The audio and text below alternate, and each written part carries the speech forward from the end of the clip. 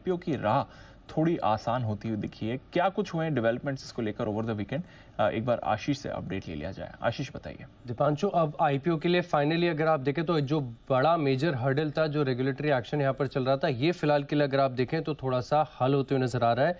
Colocation case में सेबी ने NSC को बड़ी राहत दे दी है, जहां पर सेबी ने इस केस में नया ऑर्डर दिया है और चित्रा, रवि नारायण, इन जो केस में इन्वॉल्व थे लोग, इनके मामले में पर्याप्त सबूत ना मिलने के चलते अगर आप देखें तो यहाँ पर ये मैटर को रद्द कर दिया गया। तो ये अगर आप देखें तो काफ़ी बड़ी अड़चन बन गई थी एनएससी के आईपीओ को लेकर। जब आपको याद होगा कि 2016 में एनएससी ने आईपीओ की अर्जी दी थी और उसके बाद 2019 में एनएससी के आईपीओ की अर्जी जो है सेबी ने लौटा दी थी इसी रेगुलेटरी एक्शन के चलते।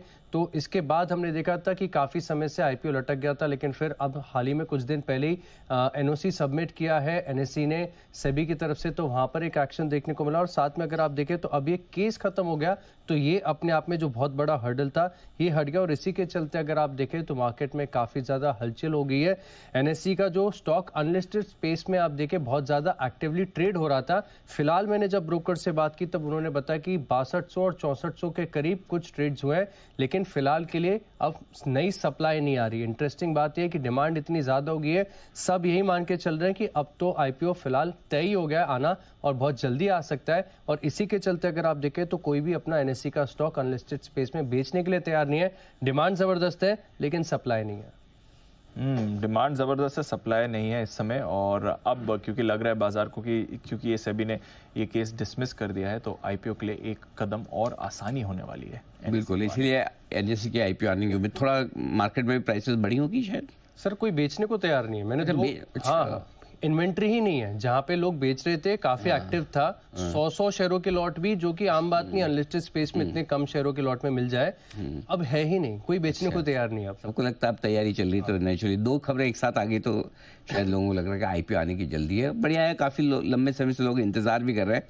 देखते हैं आगे किस तरह की चीजें बढ़ती है आगे। अच्छी रैली बनी हुई है, स्पेशली बीएससी लिमिटेड, यहाँ पर एक बड़ा उछाल आया हुआ है। एक बार कुणाल जी से जरा एक चेक लिया जाए चार्ट पर। कुणाल जी, डेज हाई पर ट्रेड कर रहा है, ऑलमोस्ट सर्किट लगाने की तैयारी में। अभी थोड़ी देर पहले 14-15% ऊपर था, अब तो ये सर्किट लगाने की तैयारी में दिख रहा है। कुणाल जी देखें, 3500 के करीब बीएससी।